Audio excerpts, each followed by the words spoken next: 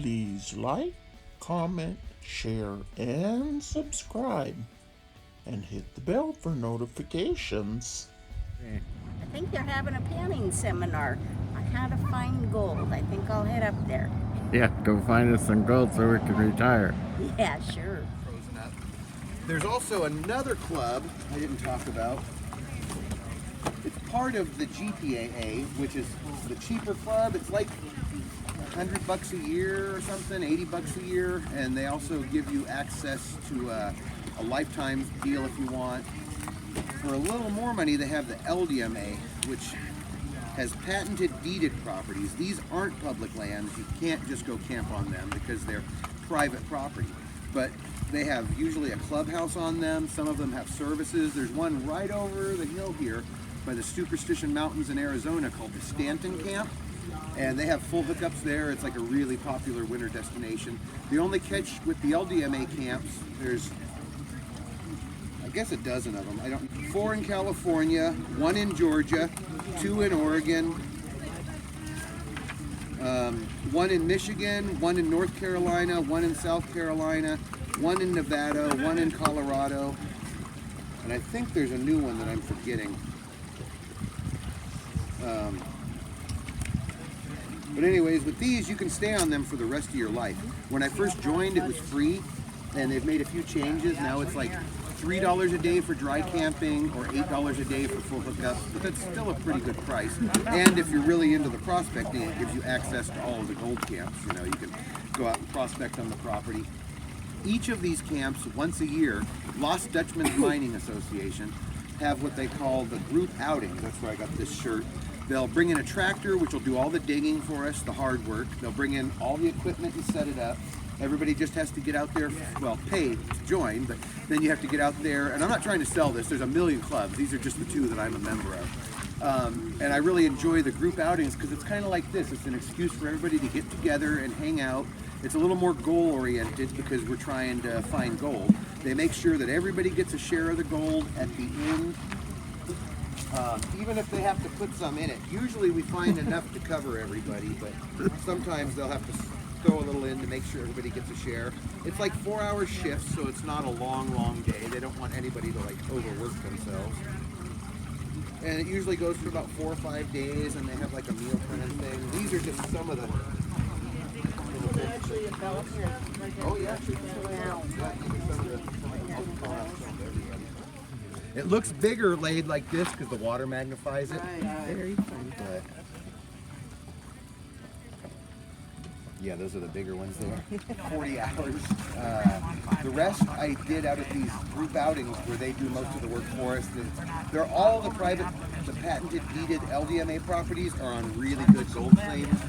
A lot of it has been worked out over the years by members, but they have tractors, and that's the other thing too. People think, well, all the gold is gone. They've only actually gotten to like 20% of the Earth's gold reserves on the surface, not even counting what's deep down there. There's places that nobody's ever gone, especially with the new equipment we have, like detectors. This detector can find the tiniest piece of, the good detectors are expensive, but this detector can find very small pieces. He has the gold bug, which is another good detector for finding little pieces of gold. But if you go where people go, it's going to be gone over. You know, these claims have tractors that'll make new cuts and fill in the old ones. So there is good gold at the claims. But if you're just going to a place like this, you've got to get in there and work something that nobody's worked before. And the best way to do that is to get away from the people. If you have an ATV or a 4-wheel drive, or you're willing to hike and go way back up in there, those are the guys that are finding enough to get rich. But you don't always have to do that. Sometimes it's just a little bit of paying attention and being smart. If there's a huge flood that comes through, like 2 years ago, there was a rock slide here, then a flood comes through, there's a pretty good chance that that's going to bring all this new material down into a place where they may have found a ton of gold before, and there was nothing, but now it'll replenish itself just because that's how geology and erosion work. It's constantly breaking gold. It comes out of the rock, usually in a quartz stringer.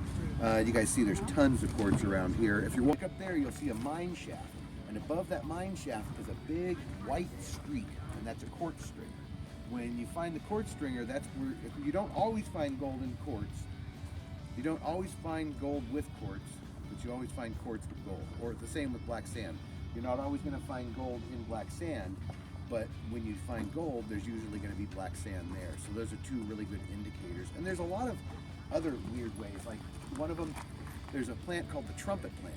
It only grows in really highly mineralized soil, and its bulb kind of looks like a trumpet that you would play. And so back in the day, the old miners would go around the desert and had no idea where to dig until they saw a trumpet plant, and then they would dig there. That's not a guarantee that there's gold, but it means that there's a much higher chance. I don't really believe in things like this until I've seen this work about 1,000 times. Some people have the whys. yeah. This one is just simple.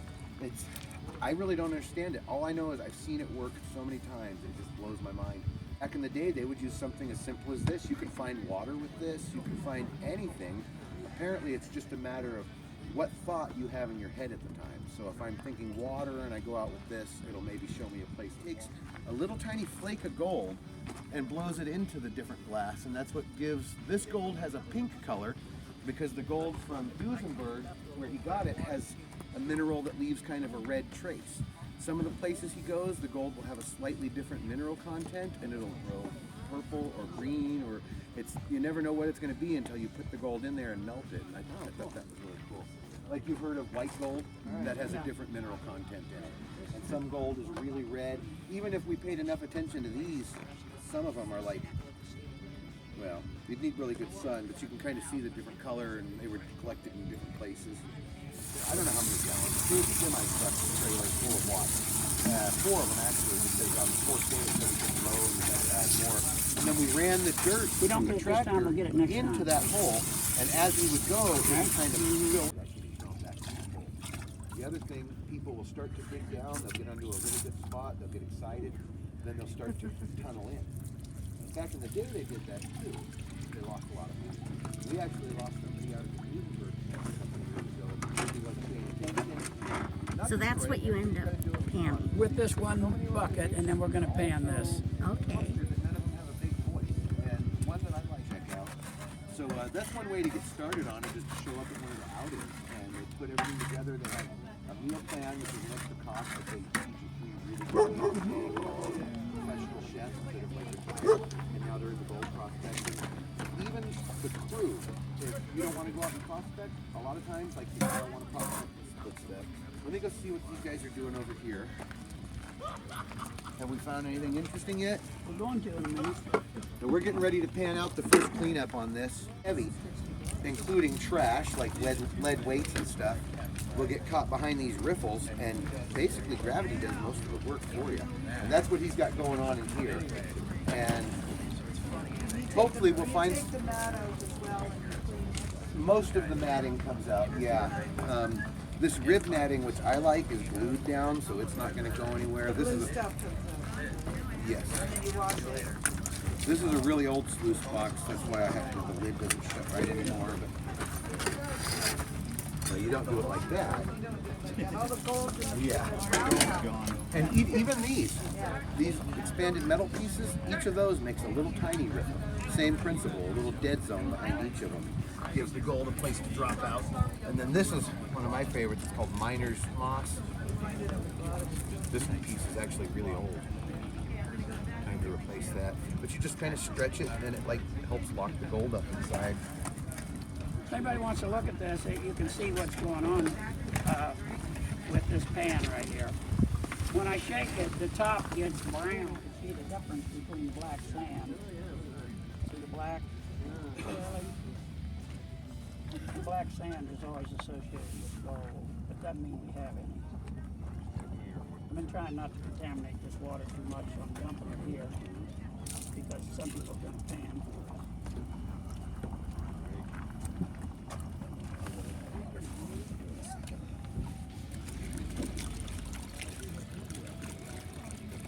Still a lot of brown on the top here. Those bubbles in there, because we use a little bit of jet dry, but even Dawn dish soap, really, really, really tiny pieces of gold. Have you ever, remember in school, you'd fill up a glass with water and they'd put a paper clip on top? Anybody do that experiment? Yeah, it's the surface tension. Yeah, and the same thing, little tiny pieces of gold that would normally sink to the bottom, if you have surface tension, they'll actually float right out. So we'll throw a little bit of jet dry or something, you know, completely safe like Dawn dish soap in there, just a little bit, just enough to break the surface tension. All the $8 and Yeah. This is from a different place than the rest of these. We wanted to run it first and see if there was any. I'm encouraged that there's a lot of black sand. That's the difference between prospecting and mining. Prospecting, you're looking for it. Mining is when you found it. what is the black sand? What mineral is it? It is iron hematite. Most of it is magnetic. We have a magnet here to pull the black sand. Yeah. You can just pick it up with a magnet. Well, supposedly it doesn't. We do worry about it. We'll find something. There's gold everywhere out here. Crazy. It's just a lot of work to get a little bit. So. Yeah, unless you get lucky. That's the thing. Right, Some guys right. get lucky. There was a guy out here in Mojave just a couple years ago. He won't tell us exactly where. Somewhere, yeah, of course not, exactly. Yeah, I wouldn't either. He had one of these fancy, like $5,000 detectors. He'd been using it for a couple years, and he found a few little pieces, and one day he got a really weak signal, but the detectors have a slightly different, well, every detector is different, but mine and the one he had, a mine lab, every detector has a slightly different sound depending on what kind of metal you're cleaning over. So if you get real used to it, you'll know what that gold sounds like. And he found a really weak sound, and he started digging. And he dug down about 3 foot and found a huge boulder. So he got a blasting thing, not explosives. They use pneumatic pressure now. You drill a hole and shoot air in. And he blasted the boulder into 3 or 4 pieces and pulled that out and kept digging and found another boulder. He finally got down 6 foot down. He found a basketball size of gold mixed with quartz. 16 pounds of gold in there, and like another 5 or 6 pounds of quartz that they say. Yeah, easily. Yeah, and probably anything else he wants to buy for a long, long time. If gold is worth $1,600 an ounce, but you have a 3-ounce piece, it's actually worth a little more. The larger the piece, the more rare it is, so that makes them specimen pieces, which gives them a slightly higher value. So how does yours work compared to the Same way, the only difference is he has a pump. right? Yeah, but it's So the you same just manually. principle. Yeah, how I do you set this run one in water over that? what I do is In I'll a set it creek? in a creek or a river and prop it up with rocks and the right angle, and then I just feed the gold in up top, and it kind of washes down. what I also does- have a way bigger one, but I. What does one of these cost? You can get Estimate. plastic ones for like $30-40 on eBay, and they'll work. plastic ones. Yeah, a good keen is going to be anywhere from like 80 to 150. If you want to get into recirculating, you're looking more like $3. A lot of us spend way more on the equipment than we ever do on finding gold. But Yeah. there are guys who get lucky and strike. You could make That's your part own of the too. fun, though. Isn't it? Yes, Yeah, and you that's can a make your hobby. own equipment. There's blueprints out there to how to make a lot of these things. Yeah, make it Well, really easy to time's hold. getting short and I gotta go. They say you can Catch go you all on the the way next like one. this, but Bye. Please like, comment, share, and subscribe, and hit the bell for notifications. But most of all, remember to share so our videos go viral.